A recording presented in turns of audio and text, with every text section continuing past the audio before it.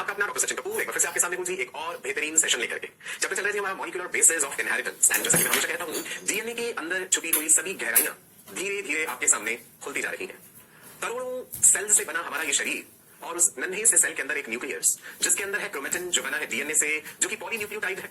हम इन सब बातों को जान चुके हैं। हमने ये भी जाना कि किस प्रकार से डीएनए का रेप्लिकेशन होता है। डीएनए अपने जैसा ही एक स्वरूप बड़ी ही खूबसूरती से तैयार कर लेता है। डीएनए का ट्रांसक्रिप्शन किस प्रकार से होता है, ट्रांसलेशन किस प्रकार से है, ये भी हमने समझा। आपने साथ के साथ नोट्स भी बनाए एंड आई एम श्योर आपने उन्हें रिवाइज जरूर करा होगा। Revision is the key to success, कहते हैं ना, practice makes a man perfect. तो प्रैक्टिस करने से डरना नहीं है, घबराना नहीं है। आपका पूरा जो टाइम टेबल है, जो शेड्यूल है, वो इस तरह से आपको बना के चलना है कि आप हर सब्जेक्ट को सही तरीके से रिवाइज जरूर कर पाए।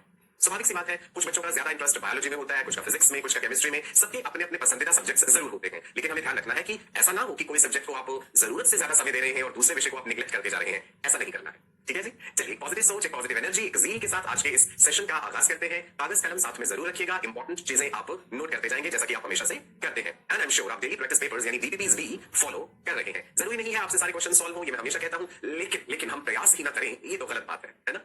चलिए बढ़िए आगे। आज भी मैं बहुत ही इंटरेस्टिंग टॉपिक आपको पढ़ाने वाला हूं, that is DNA fingerprinting.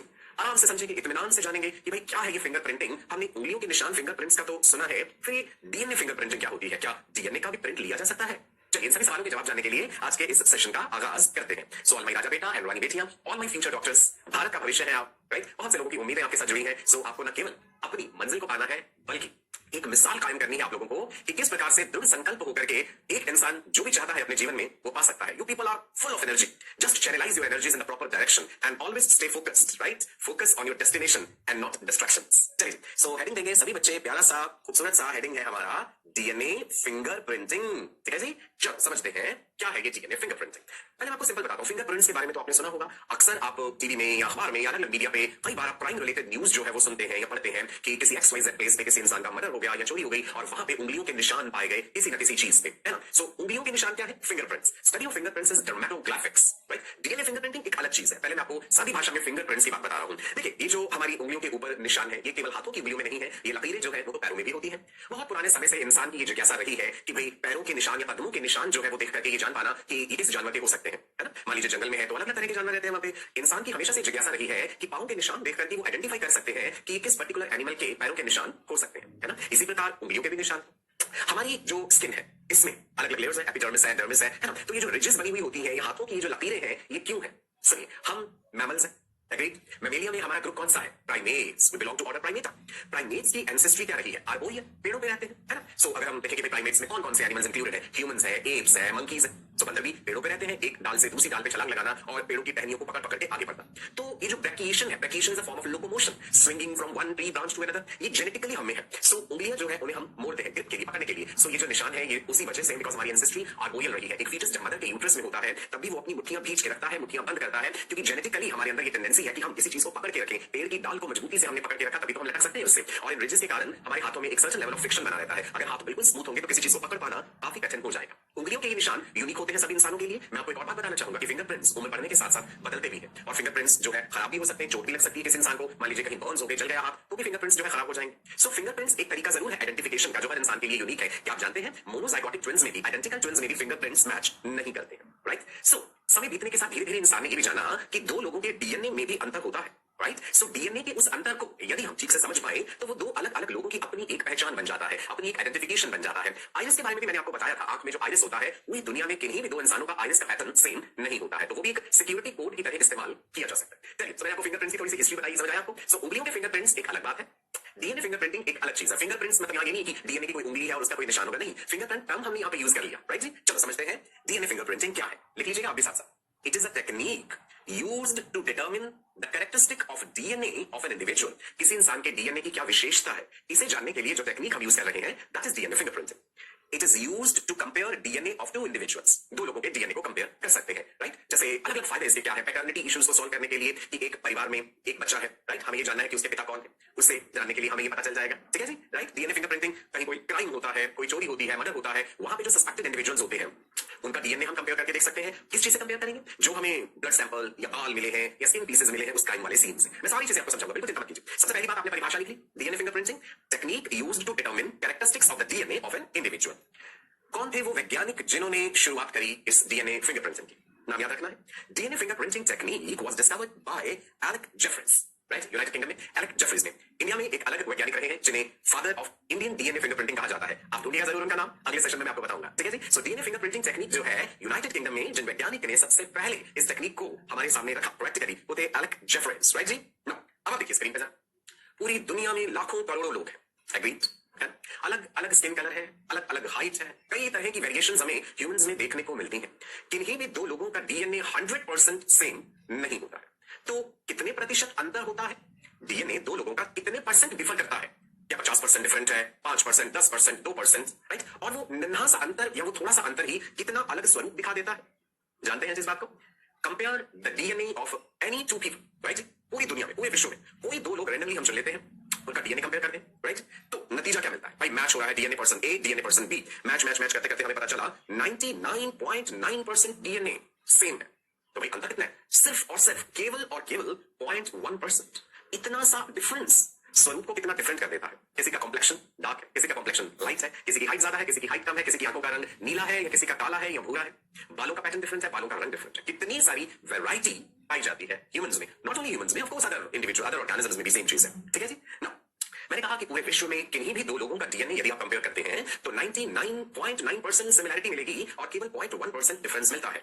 What consist of this 0.1%? सवाल ये उठता है कि वो जो 0.1% का अंतर है, क्या है वो अंतर? वो 0.1% क्या है? नाउ सुनिए, डीएनए के बारे में काफी सारी बातें हम जान चुके हैं। Deoxyribose nucleic acid, DNA double stranded structure है, हेलिकल स्ट्रक्चर डीएनए का हमने पढ़ा है, दो स्ट्रैंड्स हैं जी, right, anti parallel, 3 prime, 5 prime, everything we have discussed. Gene क्या है, ट्रांसक्रिप्शन यूनिट क्या है, structural gene, promoter, operator, terminator, regulatory unit of that transcription unit, everything we have discussed पिछले सेशन में, राइट?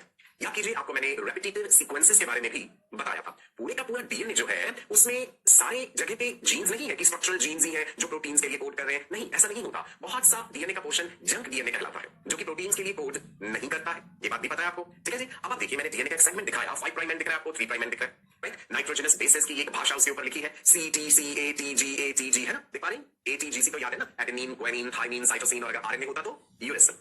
रेपिटेटिव सीक्वेंस क्या होते हैं DNA में? यदि आप पूरे डीएनए को देखें तो आपको कई जगहों पे ऐसे हिस्से नजर आएंगे जहां पे एक पर्टिकुलर वे में नाइट्रोजनस बेसेस रिपीट हो रहे हैं।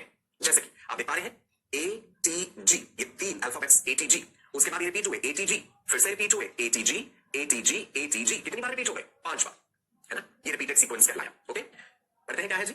Repetitive non coding sequences. ध्यान रखिएगा बेटा, ये किसी प्रोटीन के लिए कोड नहीं कर रहे, ये रेपिटेटिव नॉन कोडिंग सीक्वेंसेस है that form a part of the introns। याद कर लीजिए, हमने पढ़ा था यूकैरियोट्स के केस में post transcriptional modifications, capping of the messenger RNA, tailing of the messenger RNA, splicing, ligation, intron, exon, exons expressed, introns go into the trash.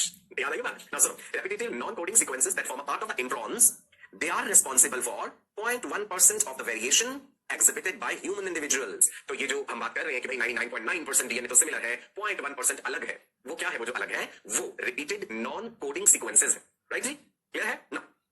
अब दो इंसानों को लेकर चलते, मान लीजिए मैं डॉक्टर सचिन और आप मेरे स्टूडेंट, किसी भी रैंडम स्टूडेंट को लेते हैं, मान लीजिए आप में से किसी का नाम चिराग है, चलो जी। सो पर्सन 1 हमने ले लिया भाई सचिन कपूर, राइट? तो मेरे पास एक पर्टिकुलर क्रोमोसोम की अगर हम बात करें, है ना, हम ह्यूमंस में 2n = 46 है, मान लो क्रोमोसोम नंबर 1 की बात कर रहे हैं, तो 5 रिपीट्स हमें मिले हैं डीएनए के सेगमेंट में, ATG, ATG, ATG 3 बार हो गया, फिर ATG 4, ATG 5, राइट? पर्सन 2, अब हम आपकी बात कर लेते हैं, चिराग की बात कर लेते हैं, उसके पास 7 रिपीट्स, राइट? वही ATG, ATG, ATG 3, 4, 5, 6, 7। तो इसमें इस सेकंड पर्सन में, चिराग में, कोई भी नाम लगा लीजिए आप में से किसी का भी, वहां पे वो चीज 7 बार रिपीटेड है, पर्सन 1 में 5 बार रिपीटेड है, पर्सन 2 में 7 बार रिपीटेड, तो ये डिफरेंस हो गया ना, right? Now the number of repeats, copy number, ये कितनी बार रिपीट हुआ है, it differs from person to person, from Sachin to Chirag, it is different. The number of copies in different chromosomes in an individual is also different। अलग अलग chromosomes में भी ये चीज डिफरेंट है। ये तो हमने क्रोमोसोम 1 की बात करी, मान लो मेरा क्रोमोसोम 2, आपका क्रोमोसोम 2 कंपेयर करा जाए, वहां भी अंतर मिलेगा, मेरे आपस के क्रोमोसोम्स में भी डिफरेंसेस है, right? In the overall genome it will be constant for all the cells in an individual। Clear हुआ? अभी तक मोटी मोटी बात आप क्या समझे? 99.9% डीएनए सबका सिमिलर होता है, 0.1% डीएनए ऐसा है जिसमें अंतर है, डिफरेंसेस हैं, और वो 0.1% एक्चुअल में स्ट्रक्चरल जीन्स नहीं है, वो वाली बात नहीं हो रही, ये नॉन कोडिंग रिपीटेड सीक्वेंसेस की बात हो रही है, ठीक है? चलो आगे बढ़े। ये रिपीटेड सीक्वेंसेस अगर हमें स्टडी करने हो डीएनए में तो भाई हम कैसे करते हैं? लंबा चौड़ा प्रोसीजर है, आगे आने वाले चैप्टर्स में हमने बायोटेक्नोलॉजी पढ़ना है, उसमें कंप्लीट प्रोसीजर समझाया जाएगा आपको कि किसी सेल में से डीएनए कैसे निकाला जाता है। कुछ टेक्निक्स तो इतनी सिंपल है कि घर में मौजूद सामान इस्तेमाल करके भी कुछ थोड़ा बहुत चीजें किचन में से लेंगे, थोड़ी बहुत चीजें और चाहिए होंगी और हम डीएनए आइसोलेट कर सकते हैं, चाहे एक बनाना लीफ में से, केले के पत्ते में से, चाहे एक स्ट्रॉबेरी ले लीजिए, वहां से डीएनए अलग कर सकते हैं। I explain the entire procedure, कैसे सेल को तोड़ना है, कौन से एंजाइम्स यूज करने हैं, किस प्रकार से हमें चिल्ड इथेनॉल डाल करके और स्पूलिंग टेक्निक से डीएनए अलग करना होता है, that is a different thing, right? वो हम बायोटेक्नोलॉजी में डीएनए आइसोलेशन का कंप्लीट प्रोसीजर पढ़ेंगे। चलो मान लीजिए डीएनए मैंने आइसोलेट कर लिया, ह्यूमन डीएनए आइसोलेटेड, कहां से आइसोलेट करें? कई सारे सोर्सेज हो सकते हैं, राइट? हमारी चीक के जो सेल्स हैं वहां से ले सकते हैं, इसके अलावा सेमिनल फ्लूइड, सीमेन सैंपल, स्पर्म्स हैं वहां से ले सकते हैं, ब्लड के ड्रॉप में से ले सकते हैं, डब्ल्यूबीसी हम यूज करेंगे, बालों की जड़ें जो है, हेयर फॉलिकल्स वहां से भी ले सकते हैं। सो हमने डीएनए आइसोलेट कर लिया और हमारे पास एक मशीन होती है that is called centrifugation machine या सिंपली सेंट्रीफ्यूज। सेंट्रीफ्यूज मशीन में ट्यूब्स में हमने डीएनए सैंपल डाला और उसे एक पर्टिकुलर स्पीड पे उन सेंट्रीफ्यूगेशन ट्यूब्स को रोटेट करा। बायोटेक्नोलॉजी लैब्स में ये इंस्ट्रूमेंट होता है, ठीक है ना? एक पर्टिकुलर ड्यूरेशन तक, एक पर्टिकुलर स्पीड पे जब हम सेंट्रीफ्यूगेशन मशीन को रन करते हैं, फिर हम उसे रोक देते हैं, सो हम देखेंगे कि सेंट्रीफ्यूगेशन ट्यूब में हमें दो अलग अलग तरह के बैंड्स नजर आ रहे हैं। हैवियर बैंड, हैवी है तो नीचे सेटल हुआ, लाइटर बैंड ऊपर सेटल हुआ, सो दो अलग तरह के बैंड्स में। पढ़ते हैं क्या लिखा है?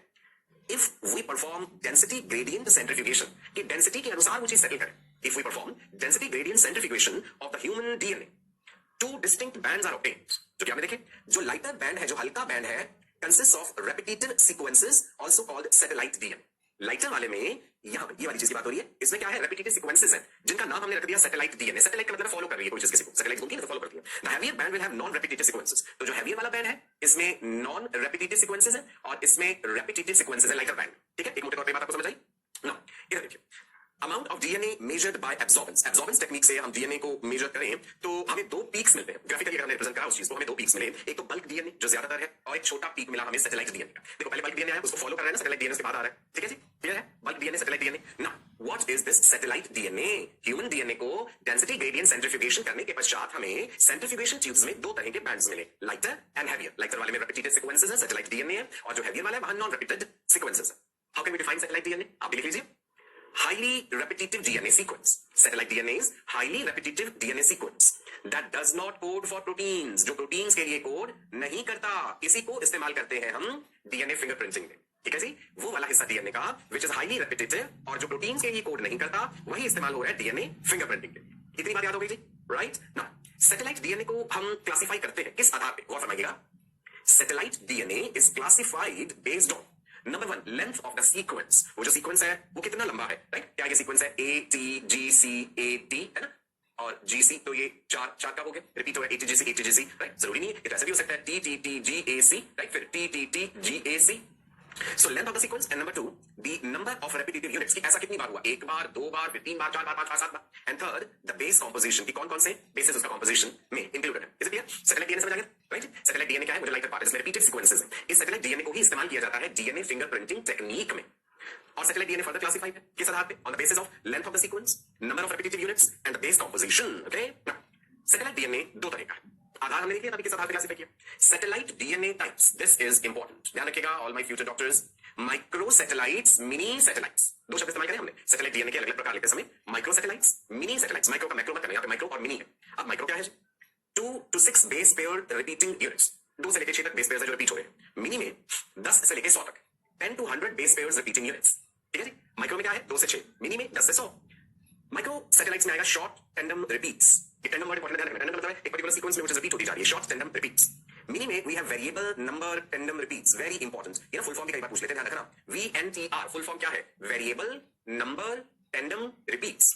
जो वेरिएबल नंबर है, राइट जी, वो रिपीट कर रहा है एक पर्टिकुलर सीक्वेंस में। So micro satellite and then mini satellite, difference समझ आ गया, ठीक है जी? चलिए आगे बढ़े। अब गौर से सुनिए, वेरिएबल नंबर टेंडम रिपीट्स, एक तो मैंने कहा था कि साइज ज्यादा होगा, राइट? रिपीट यूनिट साइज ज्यादा, यहाँ पे हमने 60 से 100 बेस पेयर्स ले लिया। और कितनी बार रिपीट हुआ है ये? It is repeated 4 times, as you can see 1 2 3 4। और ये येलो येलो हिस्सा क्या है? यही तो बेसिस है, नाइट्रोजनस बेसिस तो है इसमें। 100 तक भी हो सकते हैं, जैसे A T G C A T G C A T T T T C, ऐसे करके। और फिर ये सारी की सारी चीज as it is repeat repeat repeat होती जाएगी। So variable number tandem repeats. Short tandem repeats क्या है? ये शॉर्ट, छोटा वाला रिपीट यूनिट साइज 2 से 6 बेस पेयर्स, 2 से 6 बेस पेयर, छोटा है। यहाँ पे हमने दिखा कि 8 बार रिपीट हो रहा है, देखो 1 2 3 4 5 6 7 8। और यहाँ पे हमने दिखा दिया कि भाई ये चीज 20 बार repeat. Short tandem repeats and then variable number tandem repeats. Clear हुई बात? नो, टेंडम का मतलब क्या है? Tandem means one after the other, एक के बाद एक, एक के बाद एक, that is what is referring to tandem. If there is a break then it is not a tandem repeat. अगर कहीं पे बीच में रुकावट आ गई, कोई ब्रेक आ गया, तो फिर वो टेंडम रिपीट नहीं कहलाएगा, ठीक है जी? टेंडम का मतलब है वन आफ्टर द अनदर। जैसे आप देखिए यहाँ पे टेंडम रिपीट आपको दिखाया गया है, वो फरमाते हैं जी, इधर अलग अलग ले लेते हैं, ब्लैक ले लेते हैं। यहाँ पे देखिएगा ATG ATG ATG ATG ATG, 5 बार ATG ATG ATG रिपीट हो। अब देखते हैं नॉन टेंडम क्या होता है। नॉन टेंडम में क्या हो गया बेटा? इधर देखो ATG ATG ATG, लेकिन यहाँ पे एक ये G अलग से आ गया और फिर ATG ATG हो गया। So this is non tandem repeat, because यहाँ पे बीच में एक पर्टिकुलर जगह पे ब्रेक हो गया वो सीक्वेंस। जो पहला वाला कंडीशन था टेंडम रिपीट, वहां कोई ब्रेक नहीं है, कंटीन्यूअसली भाई ATG ATG ATG ATG आ रहा है। लेकिन नॉन टेंडम में ब्रेक हो गया सीक्वेंस, राइट? ठीक है ना? जिक्र कर रहे थे सैटेलाइट डीएनए का। वो 0.1% जो अंतर रखता है अलग अलग इंडिविजुअल्स में, जिसमें मैंने माइक्रो सैटेलाइट, मिनी सैटेलाइट बताया, वेरिएबल नंबर टैंडम रिपीट्स बताए। डीएनए फिंगरप्रिंटिंग में इस्तेमाल क्या हो रहा है, सुनो गौर से। Variable number tandem repeats, these are employed in the DNA fingerprinting. Very important. This can be framed as a question. कि जो DNA fingerprinting टेक्निक हम करते हैं उसमें क्या इस्तेमाल हो रहा है? It is VNTR, variable number tandem repeats. यहाँ पे हमने दिखाया कि वो चीज 4 बार रिपीटेड है, यहाँ पे वो चीज 3 बार रिपीटेड है। So एक क्वेश्चन ये हमने सॉल्व कर दिया नीट का, राइट? क्या क्वेश्चन? कि DNA fingerprinting में क्या इस्तेमाल हो रहा है? VNTR. Now, how does the difference come about? ये अंतर आया कैसे होगा? अलग अलग इंसानों में कैसे अंतर आया होगा इस चीज का? मतलब कहीं ना कहीं मैं ये पूछना चाह रहा हूं कि वैरायटी का सोर्स क्या, आप कहेंगे सब म्यूटेशन, राइट? डीएनए में हो जाने वाले बदलाव वही तो म्यूटेशंस है ना? म्यूटेशन एक बड़ा ही इंटरेस्टिंग टॉपिक है भाई, जो जेनेटिक्स में भी बड़ी इंपॉर्टेंस रखता है एंड ऑब्वियसली इवोल्यूशन में भी। जब हम इवोल्यूशन पढ़ेंगे ना उसमें भी म्यूटेशन का बड़ा इंपॉर्टेंट रोल है। म्यूटेशंस होंगे तो वैरायटी आएगी, वेरिएशंस है, variations provide raw material for evolution. What are variations? Small genetic differences which are found among organisms belonging to same species. उन्हें हम variations कह देते हैं ना। इधर देखिए एक बार आपको ये ATG बार बार ये रिपीटेड सीक्वेंस दिख रहा है, भाई 5 बार रिपीटेड सीक्वेंस है ये। आप म्यूटेशन करा देते हैं कहीं, एक म्यूटेशन हो जाने से, हल्की सी म्यूटेशन हो जाने से, गड़बड़ हो जाने से, आप देख लीजिए यहाँ पे हमने एक G और डाल दिया, तो वो जो वेरिएबल नंबर टैंडम रिपीट था वहां पे गड़बड़ आ गई ना। अब ये टैंडम नहीं रहा, नॉन टैंडम रिपीट हो गया है ना। अब यहाँ पे क्या था, पहले 5 बार रिपीट हुआ था, अब हम कहेंगे भैया तो 4 टाइम्स रिपीट हो रहा है ATG, बिकॉज 4 बार जब ATG आएगा उसके बाद 5वां वाला बेचारा नहीं आ पाया क्योंकि म्यूटेशन हो गया है वहां पे। सैटेलाइट डीएनए प्रोटीन्स नहीं बनाता, ये कोड नहीं कर रहा है प्रोटीन्स के लिए, बात मैंने कर है ना। सैटेलाइट डीएनए में ही म्यूटेशन हुआ, तो इसका मतलब है कि इससे कोई नुकसान वाली बात नहीं आनी चाहिए क्योंकि ये तो किसी प्रोटीन के लिए कोड ही नहीं कर रहा है, ये तो किसी प्रोटीन के लिए कोड कर ही नहीं रहा, ठीक है जी। सो म्यूटेशन हुआ सैटेलाइट डीएनए में and it is not coding for any protein, so there will be no genetic disorder. अब ये जो म्यूटेशंस हैं ये एक्यूमुलेट हो रहे हैं, इकट्ठे होते जा रहे हैं। These mutations are accumulating over time, जैसे जैसे समय बीत रहा है, जनरेशन आफ्टर जनरेशन आती जा रही है, म्यूटेशंस एक्यूमुलेट हो रहे हैं, एग्रीड, राइट? इसी से आ जाएगा पॉलीमॉर्फिज्म, वैरायटी। पॉलीमॉर्फिज्म शब्द का इस्तेमाल बायोलॉजी में कई जगहों पे हमने किया है, right? So poly means many, morph means form. Genetic polymorphism की बात हो रही है यहाँ पे। सो या डीएनए के पॉलीमॉर्फिज्म की, what is this DNA polymorphism? Note कीजिए आप लोग भी, DNA polymorphism, phenomena wherein DNA exhibits differences in sequences among individuals of a population। तो पॉलीमॉर्फिज्म का जिक्र होता है पॉपुलेशन में। एक पॉपुलेशन किससे मिलकर बनती है? इंडिविजुअल्स से, राइट जी? इंडिविजुअल्स ने बनाई पॉपुलेशन, उन इंडिविजुअल्स के डीएनए में वैरायटी है, डिफरेंसेस है। This is what is the genetic polymorphism. So let me repeat, phenomena where DNA exhibits differences in sequences। So DNA is exhibiting differences in sequences किसमें? Among the individuals of a population, right? मेरा DNA sequence, आपका DNA sequence, आपके साथ बैठे हुए दूसरे साथी का डीएनए सीक्वेंस, सब में अंतर है ना। तो यही है डीएनए का पॉलीमॉर्फिज्म। पॉलीमॉर्फिज्म एक सिंगल न्यूक्लियोटाइड के लेवल पे हो सकता है और मल्टीपल न्यूक्लियोटाइड्स के लेवल पे भी हो सकता है ना। सिंगल न्यूक्लियोटाइड में भी और मल्टीपल में भी। नो, इसी का मेजर रोल रहेगा इवोल्यूशन में। इवॉल्व हो, एक कॉन्टिन्यूस प्रक्रिया, इवोल्यूशन कभी नहीं रुकता। इवोल्यूशन परफेक्शन प्रोड्यूस नहीं कर रहा, evolution doesn't supply what an individual wants. बस ये तो हो रहा है, समय के साथ साथ होने वाले बदलाव है। Very interesting. इवोल्यूशन हमेशा कहता हूं ना, nothing in biology makes sense accept in the light of evolution. Let's come back. Polymorphism single nucleotide के लेवल पे भी है और मल्टीपल न्यूक्लियोटाइड्स पे भी। देख सकते हैं जी यहाँ पे सिंगल न्यूक्लियोटाइड में कैसे, और फरमाइएगा। ये हमने एक सीक्वेंस लिया, ATG, कितनी बार रिपीटेड है जी? 5 टाइम्स, ठीक है, 5 टाइम्स सीक्वेंस रिपीटेड। अब हमने एक न्यूक्लियोटाइड में गड़बड़ कर दिया, इधर देखिए जी, अब आ गया यहाँ पे G, सिंगल न्यूक्लियोटाइड गड़बड़ हो गया, right? So now we have ATG और उसके बाद ये जो है जैसे कि ATG होना चाहिए था, ये AGG हो गया है, एक न्यूक्लियोटाइड के लेवल। ऐसा मल्टीपल न्यूक्लियोटाइड के लेवल पे भी हो सकता है। आप देख लीजिए यहाँ पे हमने 3 को बदल दिया, CGT कर दिया, जो हमारा ATG होना चाहिए। सो पॉलीमॉर्फिज्म मल्टीपल न्यूक्लियोटाइड्स के लेवल पर भी देखने को मिलता है।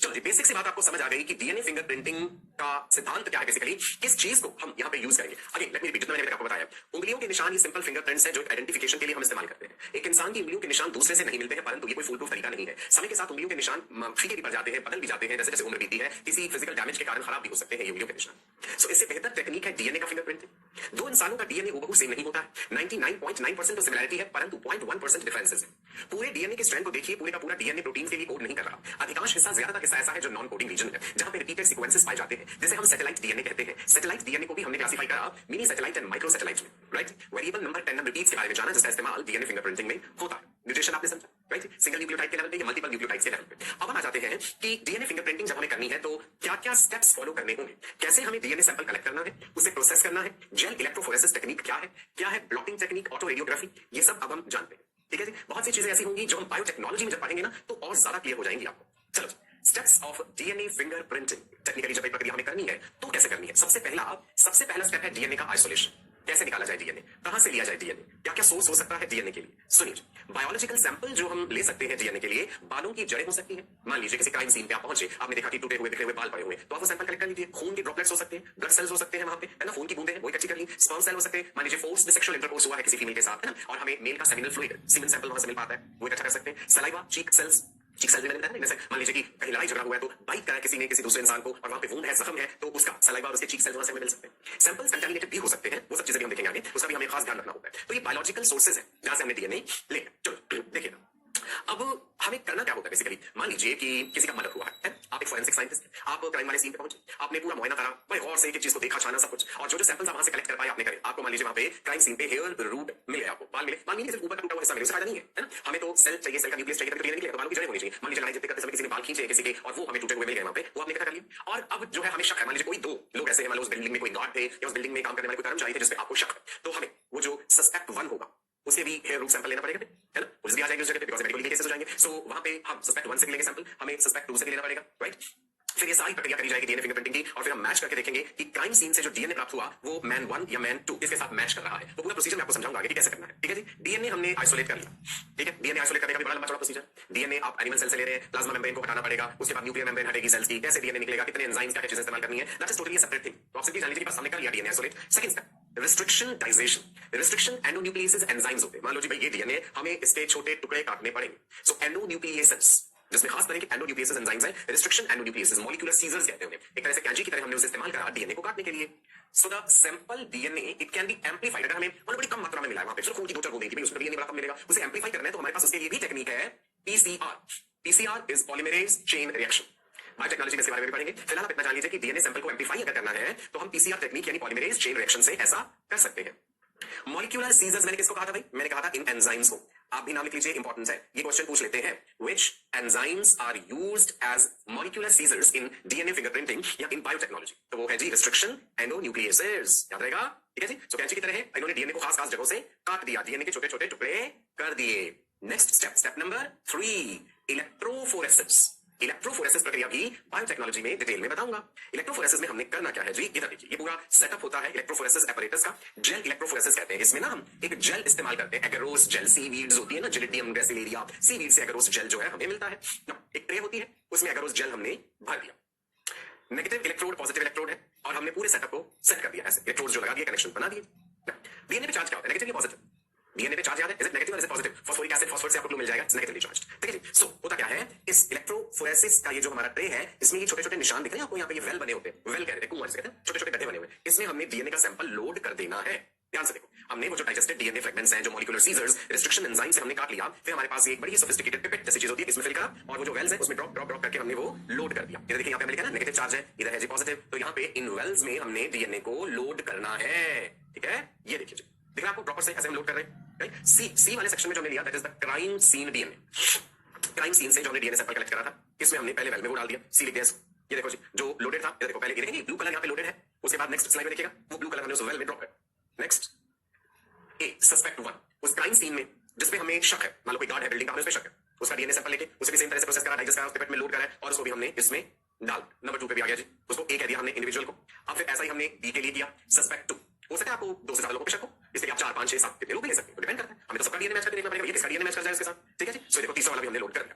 जब लोड कर दिया हमने उस इलेक्ट्रोफोरेसिस इंस्ट्रूमेंट में, एगरोस जेल में, फिर हमने स्विच ऑन जब करा, थोड़े समय बाद हम देखेंगे कि डीएनए के ये टुकड़े जो है, सेगमेंट्स जो है, ये मूव करने लगते हैं, नेगेटिव से पॉजिटिव की तरफ बढ़ रहे हैं। ये रहा नेगेटिव, ये रहा जी पॉजिटिव टर्मिनल, आप देख पा रहे हैं। अब ये टुकड़े जो है ये साइज के हिसाब से मूव कर रहे हैं, एगरोस जेल पोरस होती है, तो सब लोग पोर्स के थ्रू आगे आगे आगे आगे बढ़ने लगते हैं। ये खुद नेगेटिव चार्ज है, सामने की तरफ पॉजिटिव चार्ज है, तो बढ़ते जाएंगे। जो टुकड़े छोटे होंगे, हल्के होंगे, वो फटाफट फटाफट आगे बढ़ते जाएंगे। जो हल्का है वजन में, मान लो तेजी तेजी से आगे बढ़ गया, जो भारी भारी टुकड़े हैं वो पीछे रह जाएंगे। सो आपने देखा एक पर्टिकुलर पैटर्न में ये आगे आगे बढ़ते गए, सी ए बी तीनों में दिखा आपको जी, ठीक है ना।